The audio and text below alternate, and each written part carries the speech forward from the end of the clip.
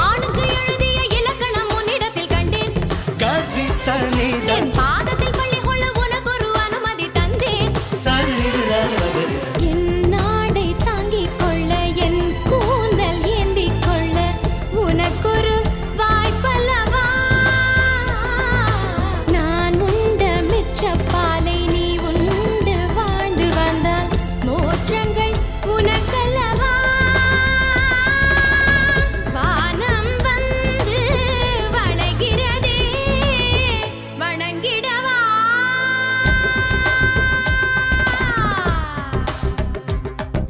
மின்சார பூவே பெண் பூவே மெய் தீண்ட வேண்டும் என்னோடு வாராய் என் ஆசையோசை கேளா